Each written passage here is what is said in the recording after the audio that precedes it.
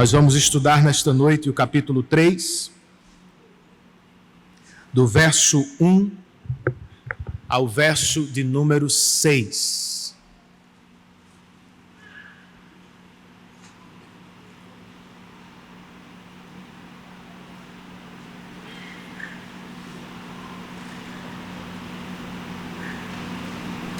São João do Cariri é uma das menores cidades do nosso estado.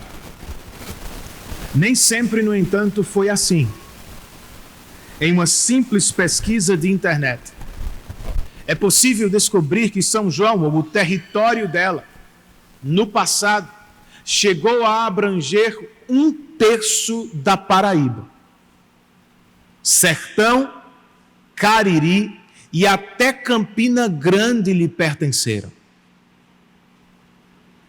Além de grande, de São João saíram vários políticos importantes.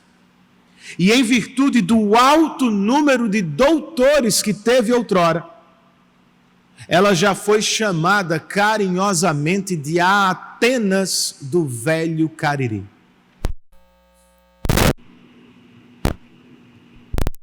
O que aconteceu, gente?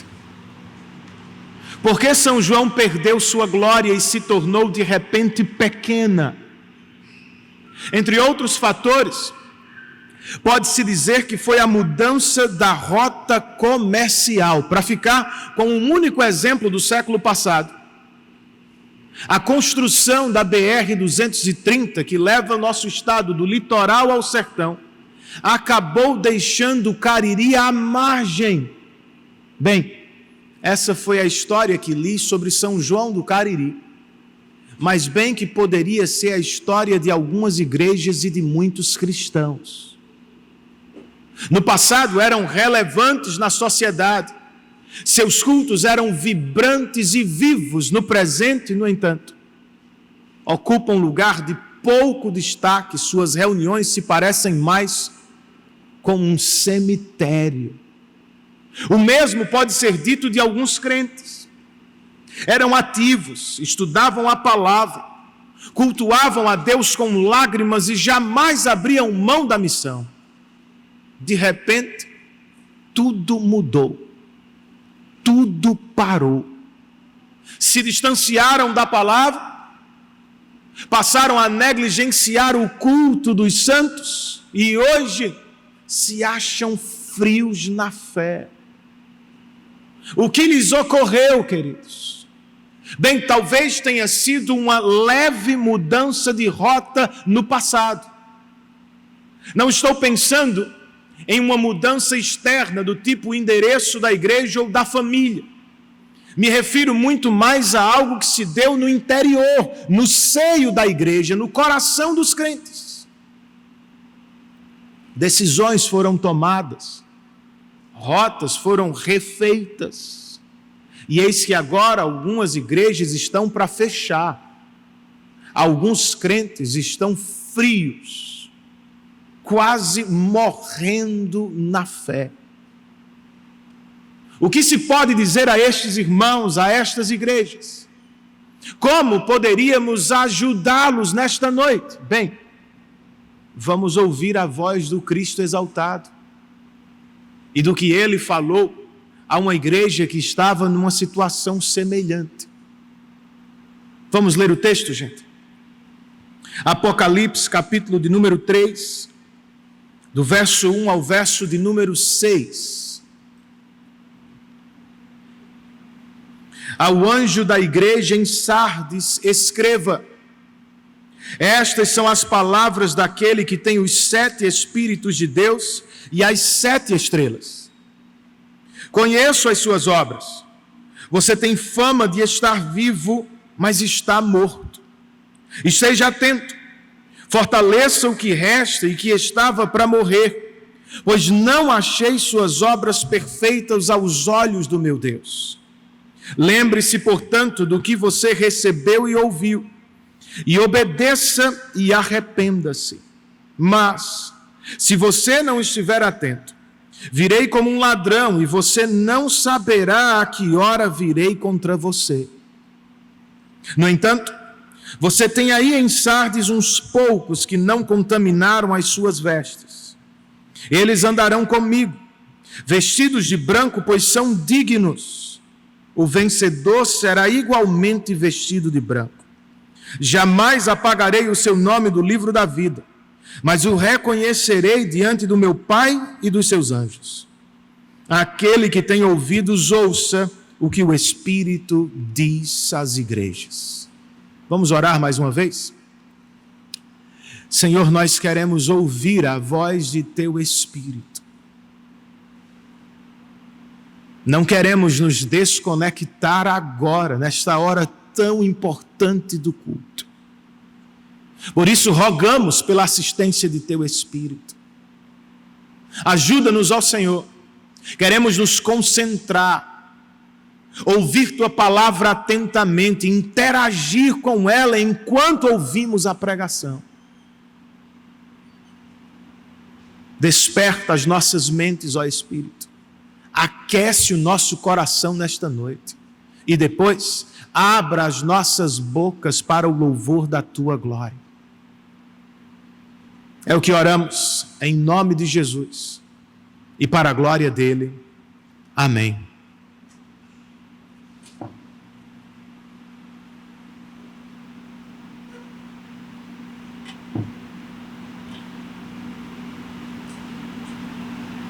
Sardes, como nossa querida São João, fora grande no passado. Como capital da Lídia, ela ficou mundialmente conhecida por seus rios cheios de ouro e por sua localização privilegiada. Estava situada no topo de um monte quase inacessível. Eu digo quase inacessível, irmãos, porque até os dias do Apocalipse, Sardes havia sido parcialmente destruída 3 vezes. 2 investidas de inimigos e um grande terremoto. Curiosamente, no entanto, os cidadãos desta cidade ainda viviam das glórias do passado. Eram orgulhosos, arrogantes, extremamente bairristas. Os crentes da cidade, influenciados pelo mundo, também eram assim. Se gabavam de sua reputação, mas não percebiam os perigos espirituais.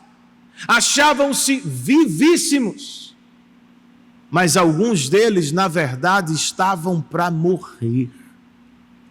Por isso o Senhor exaltado se apresenta a estes crentes como aquele que tem os 7 Espíritos de Deus e as 7 estrelas, por meio de seu Espírito, que é perfeito e pleno. Por isso o numeral 7.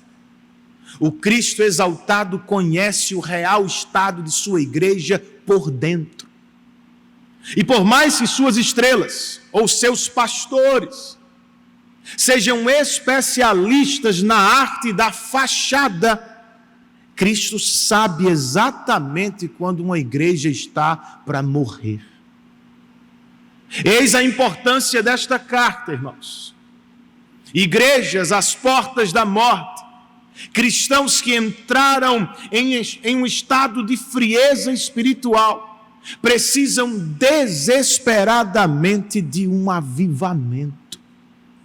E a melhor parte, Jesus pode avivar sua igreja nesta noite. Você crê nisso? É o que gostaria de viver e experimentar? Então, o que precisamos saber, ou do que precisamos nos apropriar primeiro, de acordo com o que temos nesta carta? Nós temos que ouvir o diagnóstico do Cristo exaltado. Qual é, irmãos? Ele está no verso 1, parte B.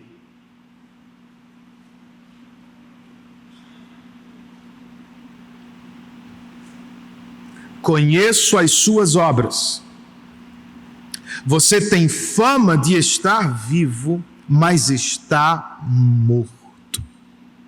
No último parágrafo do Apocalipse, o Senhor Jesus fez questão de mencionar as obras da igreja de Tiatira: fé, serviço, amor e perseverança. O mesmo ele não fará com as obras da igreja de Sardes. Por quê? Ele não tem prazer nelas. Talvez sejam grandes e muitas, podem até impressionar os homens e os incrédulos, mas como lemos ao final do verso de número 2, elas não são perfeitas aos olhos de Deus. Por que não, pastor? Porque as obras de Sardes não são agradáveis aos olhos de Deus. Nós lemos: você tem fama de estar vivo, mas na verdade está morto. A igreja de Sardes tornou-se como a cidade. Tem prédio, mas não tem gente. Alguns de seus membros são influentes na sociedade, mas a ninguém influenciam para Cristo. Há muita movimentação, programação, ativismo do lado de fora. Do lado de dentro não há vida espiritual, é tudo uma fachada. William Hendrickson, um comentarista do Apocalipse, escreve: em Sardes não há perseguição como em Esmirna, nem falso ensino como em Pérgamo. E a esta igreja o diabo nem se deu o trabalho de perturbar. Trata-se de uma igreja pacífica. Ela desfrutava de paz, mas era a paz de um cemitério, irmãos. A igreja de Sardes era o que chamamos hoje de igreja nominal. Seus membros ainda professavam com os lábios fé em Cristo, mas seus corações estavam longe dele. Como o verso 4 indica, quase todos os crentes desta igreja contaminaram as suas vestes. Ou seja, em vez de influenciarem ao mundo, foram profundamente influenciados por ele. Já não se pode mais distinguir crente e não crente em Sardes, pois todos estão vestidos com as mesmas roupas. Que triste. Você não acha? Mas como foi que chegaram a este ponto? E mais importante ainda, como é que igrejas morrem nos nossos dias e cristãos se tornam frios e fracos na fé? Tomando Sardes, por exemplo, eu posso dizer que um perigo que nos cerca constantemente é a ausência de vigilância, irmãos. Os cidadãos de Sardes se achavam tão seguros na montanha que nem sequer tinham mais soldados nas torres de vigia.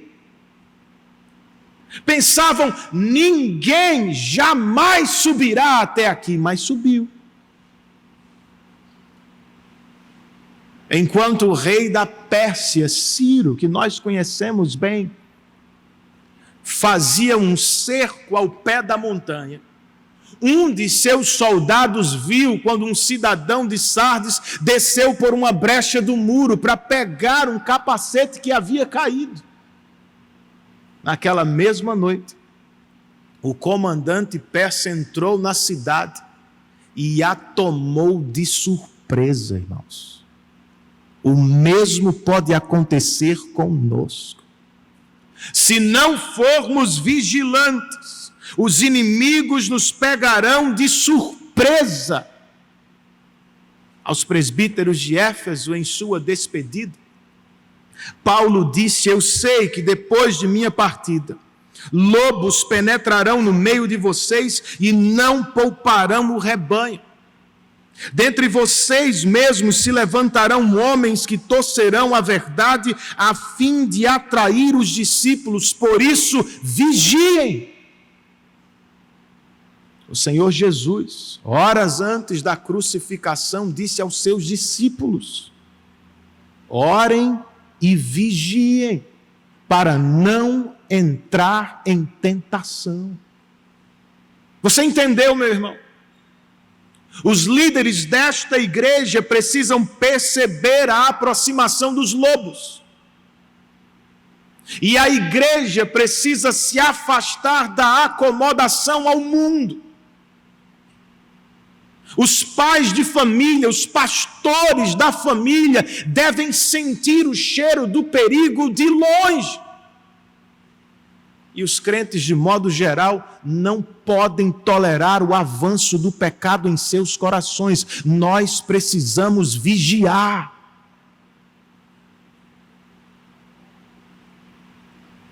Como é que igrejas morrem e crentes se tornam fracos na fé, como Sardes? Nós nos tornamos fracos quando vivemos apenas do passado e nada fazemos no presente para alimentar nossa fé.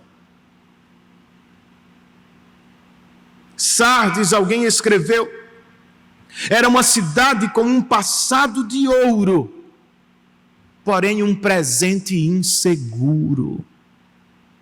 Quantas igrejas não estão na mesma situação? Se gabam de sua história, se orgulham do que fizeram no passado, no entanto, no presente, nada estão fazendo. Alguns crentes vivem da mesma forma. Se apegam ao batismo que receberam e confiam meramente no rol de membros de sua igreja, amigo. A reputação passada não fará nada ou não fará muito pela igreja no presente. O batismo e a membresia de um crente não vão garantir seu estado espiritual automaticamente. Nós precisamos fazer alguma coisa aqui e agora. Mas o que, Renan? Tiago nos instrui, quando escreve simplesmente: aproximem-se de Deus, e Ele se aproximará de vocês. Façam-o, meu irmão. Não se contente com o que fez ontem. Levante-se hoje e resolva buscar o seu Deus. Não viva do que você experimentou no passado. Creia que seu Deus tem muito mais para lhe dar no presente. Como é que igrejas morrem e cristãos se tornam frios, fracos? Como Sardes, nós nos tornamos fracos quando trocamos as riquezas espirituais da salvação pelas facilidades e glórias passageiras desta vida. Um comentarista escreve: em vez de cultivar as virtudes como coragem e prudência, Sardes sentou no ouro e no prazer deste mundo. Algumas igrejas estão trilhando o mesmo caminho. Se encantaram com a estrutura, se entregaram ao entretenimento mundano. Os crentes as seguem. Se entregaram ao conforto, perderam para o prazer, estão prostrados diante das facilidades desta vida. Está na cara que não estão prontas para a visita do inimigo. Que o mesmo não seja dito de nós, irmãos. Nosso alvo não pode ser a glória dos homens, tem que ser a glória de Deus. Nossa missão não é arrebanhar uma multidão, se tornar a maior igreja numericamente falando de João Pessoa, não. Nossa missão é fazer verdadeiros e fortes discípulos de Cristo. Nosso poder não vem de nossa conta, não vem de nossa estrutura. O poder espiritual do qual precisamos vem do alto, vem do Espírito. O mesmo se aplica às nossas casas. Nossa meta familiar não pode ser esta terra, gente. Tem que ser o céu. Nossa alegria não pode se resumir ao conforto deste mundo. Tem que estar em Cristo. Nossa segurança não está na conta bancária que temos. Sempre estará na presença do nosso Deus. Se não queremos chegar onde Sardes chegou, temos que ser vigilantes. Depois de ouvir sobre o diagnóstico, ouçamos agora sobre o tratamento do Cristo exaltado. O que será que ele recomenda para igrejas que estão para fechar? Para crentes que já se tornaram frios na fé. Qual é a sua receita? Os versos 2 e 3 nos apresentam imperativos importantíssimos, bem como um alerta assustador. Vamos ler o texto? Versos 2 e 3.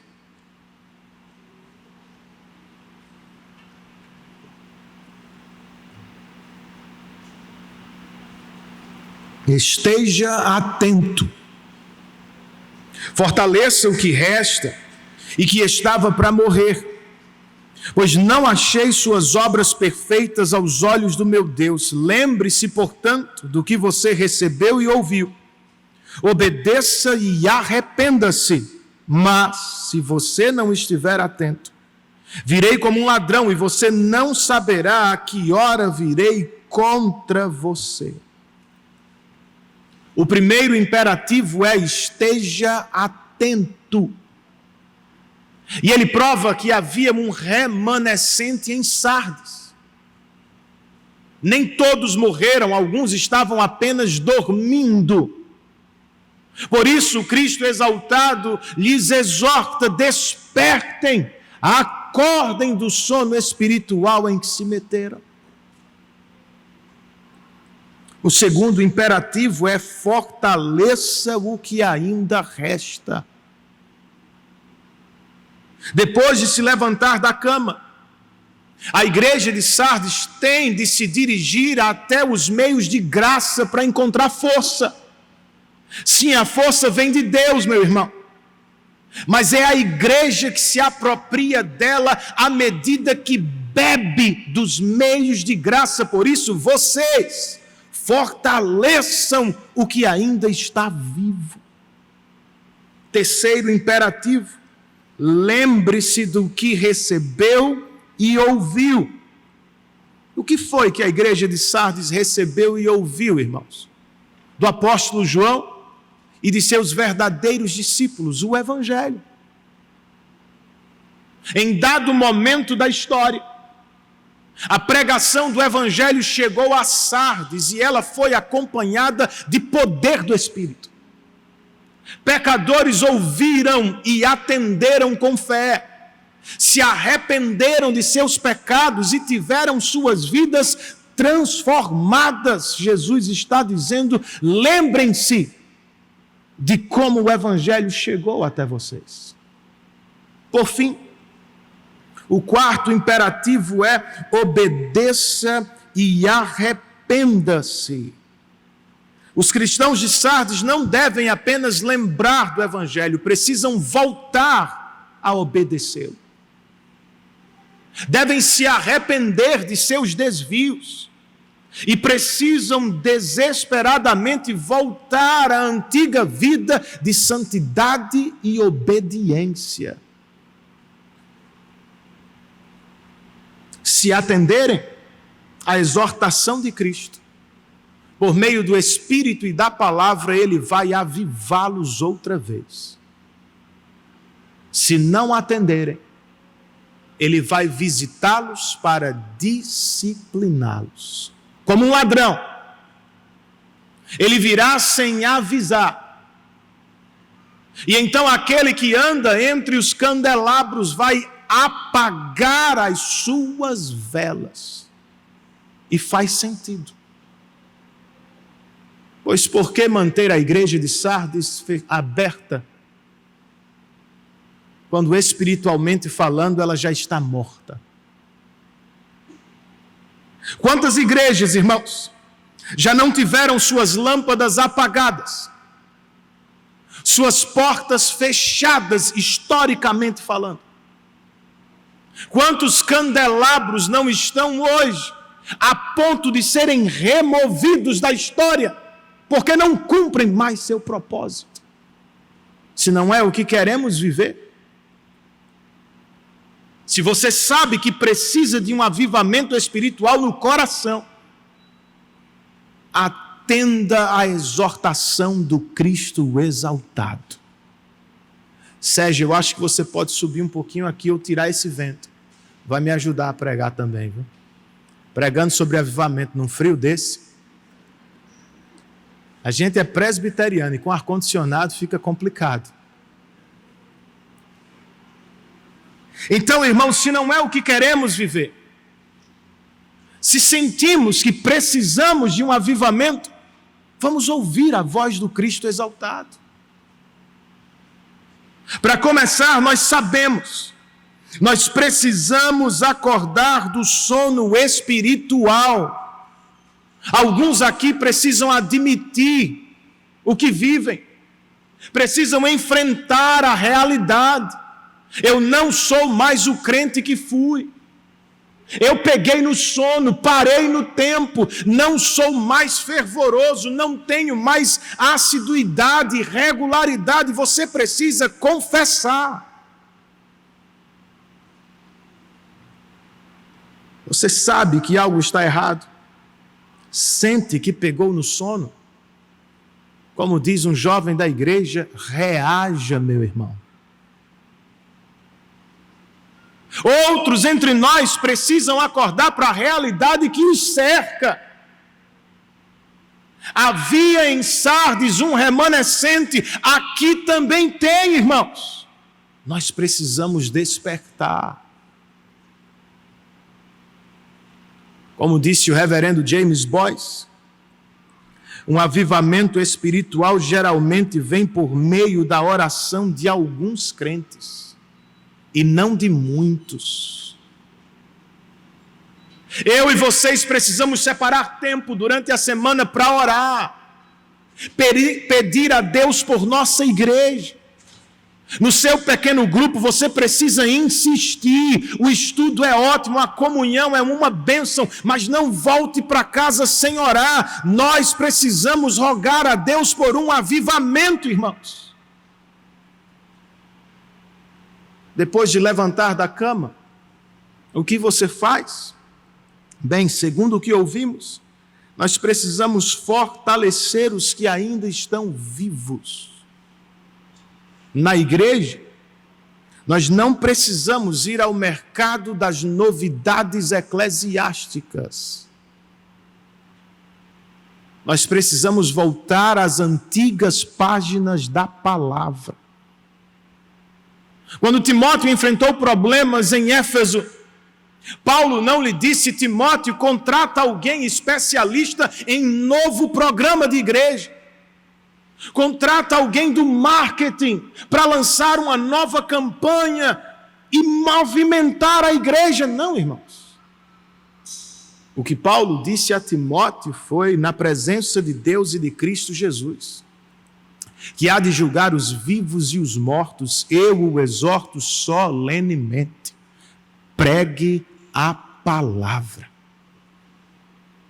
Quando o profeta Ezequiel se deparou com o vale dos ossos secos, o que ouviu de Deus não foi dê seu jeito.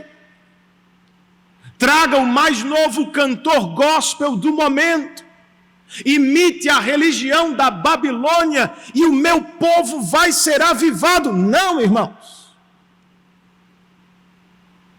O que ouviu de Deus foi: profeta, profetize a estes ossos secos. Diga-lhes: ouçam a palavra do Senhor. Ele enviará de seu espírito e vocês terão vida.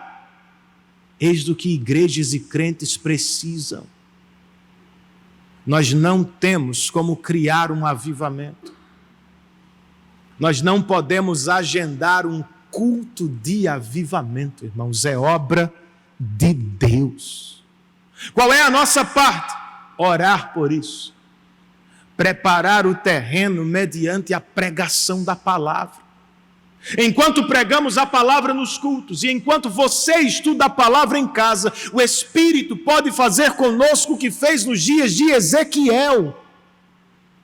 Nós não precisamos de artifícios humanos. Nós não dependemos de estratégias e entretenimento mundanos. Nós dependemos de Deus.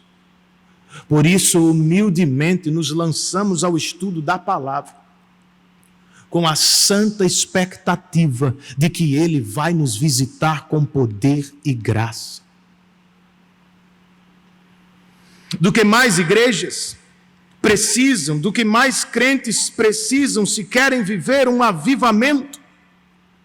Bem, nós precisamos fazer uso, como ouvimos, de nossa memória evangélica. Não se trata de um chamado para se viver do passado apenas.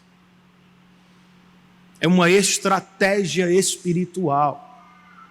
Para ter força no presente, é bom se lembrar do que Deus fez no passado.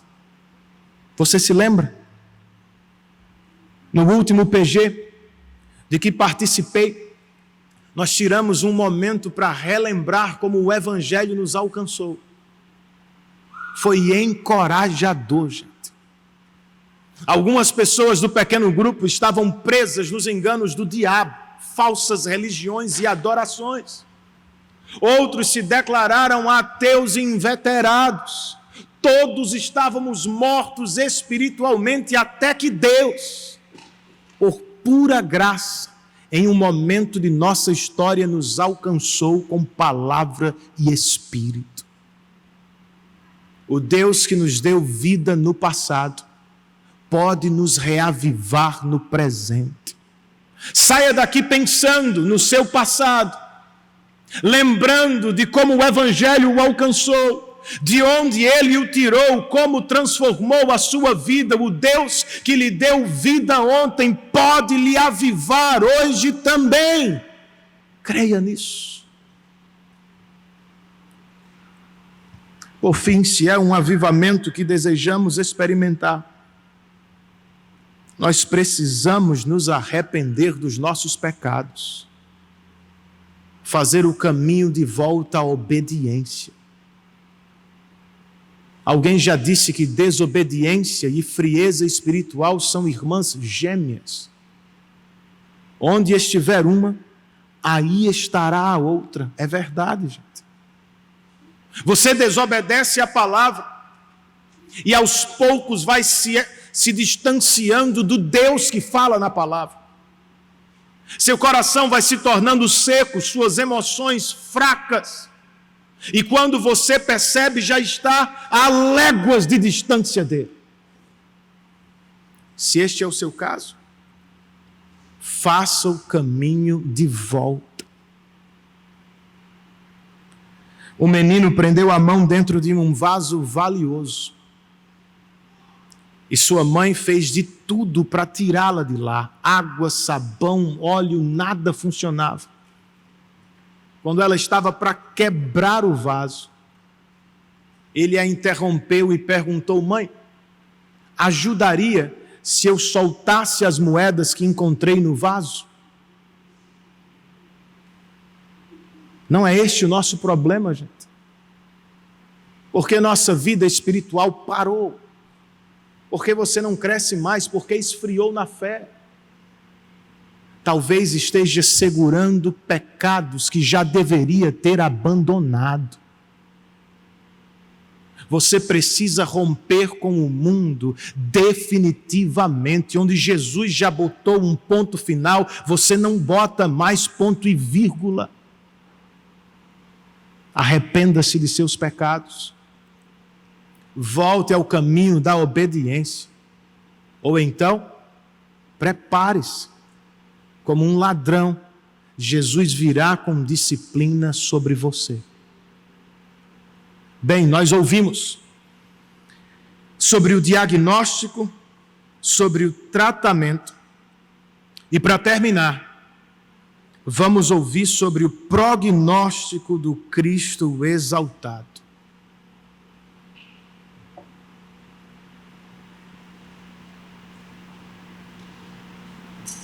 Se está se perguntando por que dos termos médicos, não é porque eu desejei ou resolvi honrar os médicos entre nós apenas, talvez seja isso, mas é simplesmente por esta razão. Todas as cartas do Apocalipse basicamente têm as mesmas divisões. Então, para não ser repetitivo, toda semana com as mesmas divisões, eu tento usar palavras diferentes para falar a mesma coisa. É só por isso. Então, voltando ao texto, vamos considerar primeiro o prognóstico imediato, verso 4. No entanto, você tem aí em Sardes uns poucos que não contaminaram as suas vestes. Eles andarão comigo, vestidos de branco, pois são dignos. Nem todos os crentes morreram em Sardes. Nem todos contaminaram as suas vestes. Alguns ainda são dignos.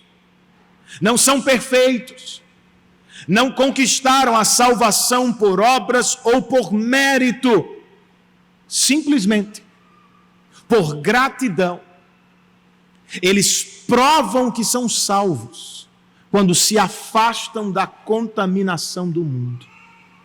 Por isso recebem o elogio do Cristo exaltado. E por isso viverão o privilégio, ainda nesta vida, de andar com Cristo vestidos de branco. E eles não serão os únicos. O verso 5 nos diz: o vencedor será igualmente vestido de branco. Jamais apagarei o seu nome do livro da vida, mas o reconhecerei diante do meu Pai e dos seus anjos.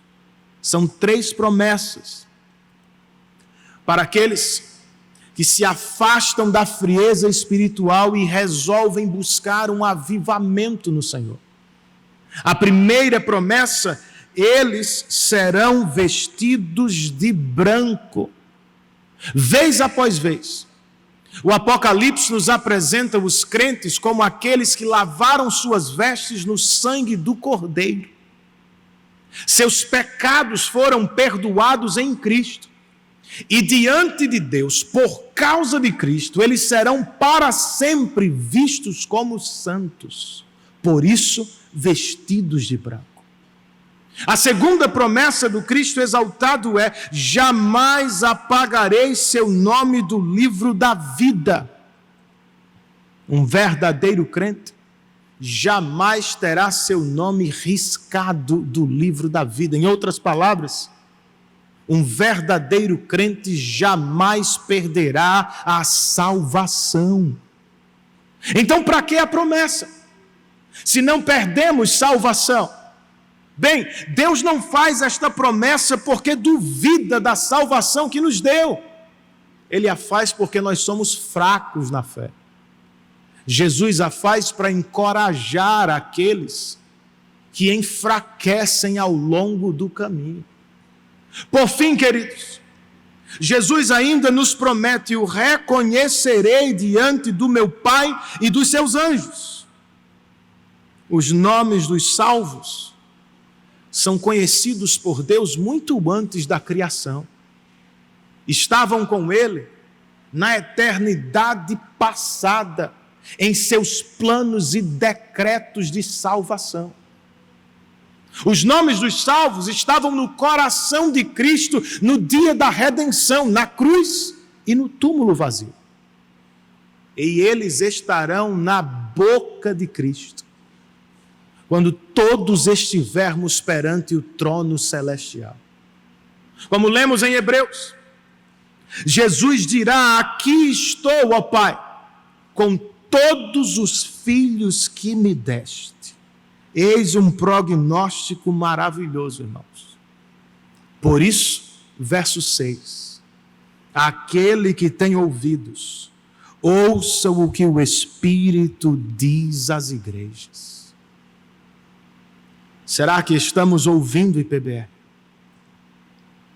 Onde estamos depositando nossa esperança?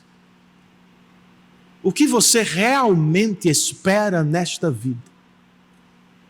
Não sei qual é a sua resposta, mas eu gostaria de convidá-lo a se alegrar comigo naquilo que já temos, por causa de Cristo. Por causa de Cristo, nós já temos o elogio dos céus. Em um tempo marcado pela busca por aprovação humana, isto é um bálsamo, irmãos. Eu e vocês podemos descansar, certos de que em Cristo, Deus nos aprovou de uma vez por todas, louvado seja o nome dEle. Esta aprovação celestial causa impactos verdadeiros na maneira que levamos a vida na terra. Nos melhores dias, quando recebemos uma promoção, quando vencemos uma competição, quando somos lembrados e honrados pelos homens, nós não precisamos ser tomados por vaidade. Nós podemos dar toda a glória ao Senhor, pois sabemos, só chegamos aqui pela graça dEle, só temos o que temos pela graça dEle. O mesmo se aplica nos piores dias da vida, quando não recebemos a promoção, quando não vencemos as competições, quando não somos honrados e lembrados por nossos semelhantes, nós ainda podemos, na verdade, devemos louvar a Deus por sua graça. Pois do ponto de vista do céu, querido, nada mudou. Mesmo que os homens na terra não nos aprovem, não nos aplaudam, em Cristo nós estamos aprovados por Deus para sempre. Maravilhoso, não é? Além de ter este elogio dos céus, por causa de Cristo nós já temos comunhão com Deus. Eles andarão comigo. Foi o que Jesus disse aos crentes de Sardes. É provável que você não tenha tudo o que gostaria de ter na vida. E talvez isto traga tristeza ao seu coração, mas não deveria entristecê-lo demasiadamente. Lembre-se, por causa de Cristo você já tem comunhão com o Deus da glória. Não é pouca coisa, meu irmão. Alguns agora mesmo ainda são prisioneiros de falsos deuses e por isso estão destinados à decepção de sua idolatria, nunca serão realizados plenamente. Outros, mesmo que do lado de fora estejam buscando Deus, parecem cegos na escuridão, andam tateando de religião a religião, de experiência a experiência, mas aparentemente nunca encontram a luz. Você, por pura graça de Deus, foi salvo em Cristo e foi chamado para andar com Ele para a glória dEle. Você não precisa de tudo que acha que precisa para ser feliz. E eu não tenho de correr atrás de tudo que parece indispensável na vida, não, irmãos. Para aqueles que conhecem o pastor do Salmo 23, eles sabem, nós sabemos. Cristo é suficientemente glorioso para nos satisfazer em toda e qualquer situação da vida, amém? Nem sempre é fácil, pois ainda vivemos em um mundo que pressiona, ainda somos habitados por uma carne que divide. O diabo embora acorrentado, ainda faz barulho à nossa volta. Não é fácil, ou nem sempre é fácil se alegrar em Deus neste mundo difícil. Não é tranquilo o tempo todo ter comunhão com Deus em um mundo caído. Se é o que você tem se perguntado nos últimos dias, uma resposta do texto pode ajudá-lo. Qual é, pastor? Seja fortalecido pelas promessas do Cristo exaltado. Em breve, ao soar da trombeta, nós seremos vestidos de branco para sempre, irmãos. Por agora, nossas roupas ainda se sujam com o pecado, com o nosso próprio pecado, com o pecado de terceiros, e eu sei, não é bom. Nos entristecemos, perdemos batalhas, não será sempre assim.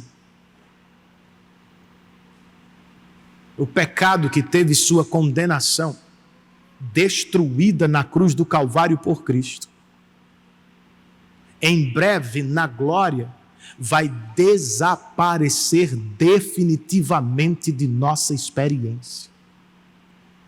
Até lá, no dia em que perder para Ele, no dia em que o diabo surgir para acusá-lo no coração, no dia em que sua mente duvidar, lembre-se, meu irmão, Deus não duvida da salvação que nos deu.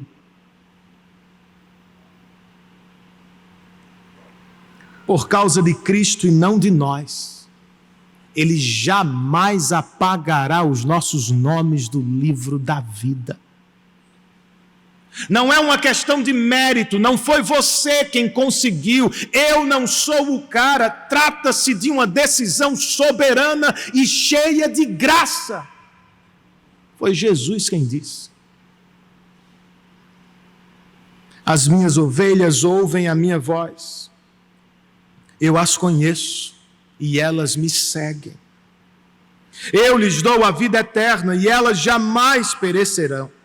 Ninguém as poderá arrancar da minha mão. Você crê nisso, meu irmão?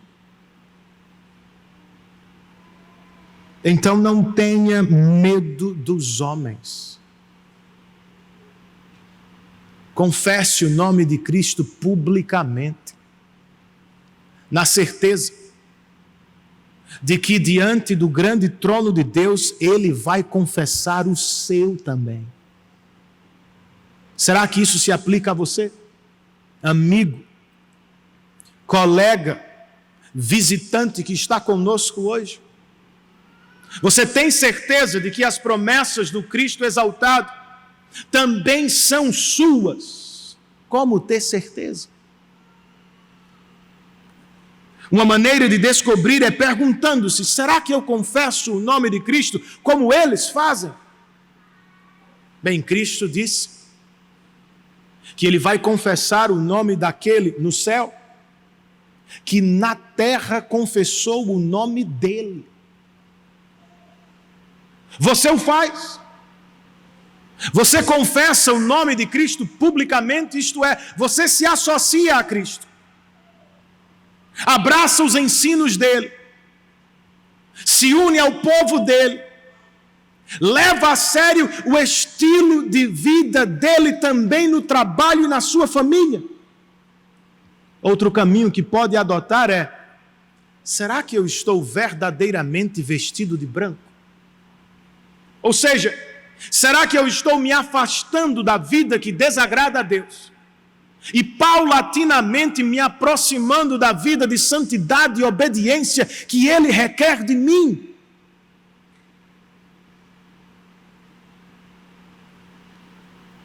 E sinceramente você precisa saber, você não pode ter estas coisas sozinho. Confessar o nome de Cristo publicamente, vestir-se de branco em um mundo caído, são frutos da salvação que Ele mesmo opera em nós. O que você pode fazer é percebê-los. Você vê os frutos da salvação em sua vida? Louve a Deus por sua graça. Não os percebe? Clame a Deus nesta noite por misericórdia. Peça ao Senhor por fé e arrependimento. Se Ele lhe atender, você vai voltar para casa confiando em Cristo como seu único Senhor e Salvador. Você vai começar a semana percebendo distanciamento do pecado e desejo por levar uma vida santa. Isto é arrependimento. Eu espero que o Espírito lhe dê este dom da graça, chamado fé. E aos meus irmãos, eu espero que jamais vivamos o que aconteceu a São João do Cariri. Sinceramente, eu espero que não estejamos vivendo o que a igreja de Sardes vivia nos dias do Apocalipse. Mas se for o caso, se for o seu caso, dê ouvidos à voz do Espírito. A chave para o avivamento espiritual está com Cristo, que tem na mão os 7 Espíritos de Deus e as 7 estrelas. As estrelas são os pastores que pregam a palavra. Os 7 Espíritos apontam para o Espírito pleno e poderoso. Os dois, palavra e Espírito, são suficientes para reavivar até mesmo um vale de ossos secos. É o que quer? Alguém perguntou a um experiente pastor: como faço para viver um avivamento? Ele disse: você tem um local de oração em sua casa? Vá a ele, com apenas um pedaço de giz na mão. Fique de joelhos diante do Senhor. Faça um círculo em sua volta. E ali comece a clamar a Deus por um avivamento. Não se levante, não saia dali, até que o Senhor lhe responda. Talvez seja isso que lhe falta, que me falta. Você precisa de mais tempo a sós com Deus, meu irmão. Eu preciso de menos atividade e de mais tempo livre na agenda para estar com o meu Deus. Faça isso durante a semana.